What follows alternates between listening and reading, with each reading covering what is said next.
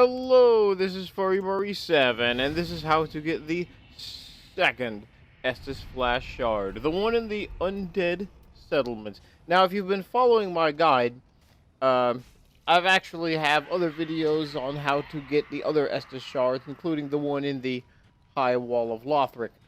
So, go ahead and click that icon in the upper right-hand corner of the screen if you haven't done that already. And also, the method I am going to show you requires use of the binoculars with sorceries. So if you don't already have the binoculars, make sure you go back to the High Wall of Lothric and pick them up. If you don't know where the binoculars are, make sure you click that icon in the upper right-hand corner of the screen.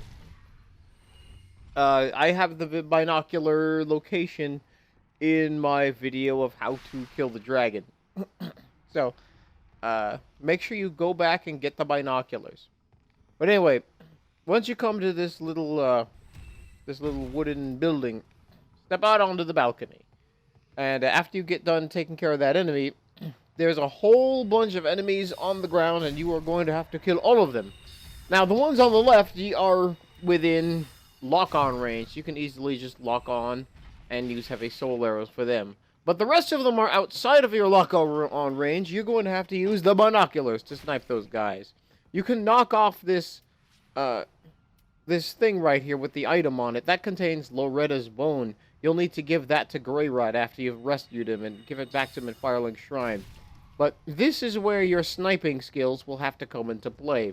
If you're not already familiar with how to snipe with the binoculars, you can click that icon in the upper right-hand corner of the screen.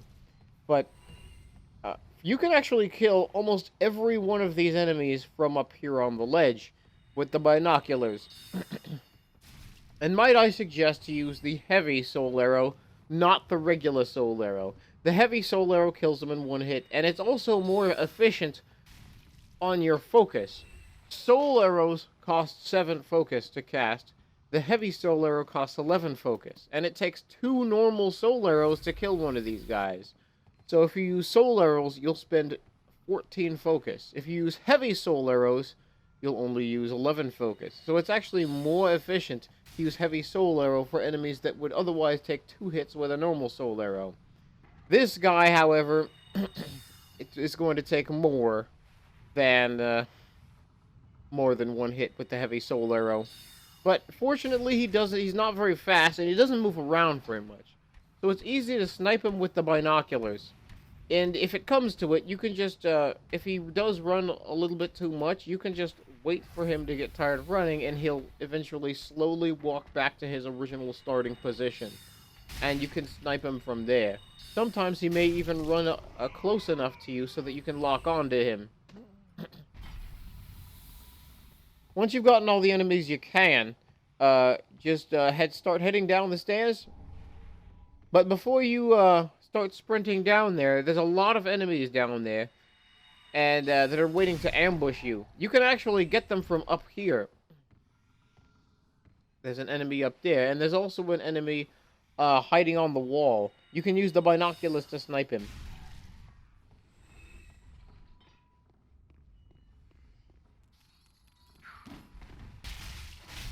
There is another enemy down here that's waiting to kill you. After you're done with him, you've got them all.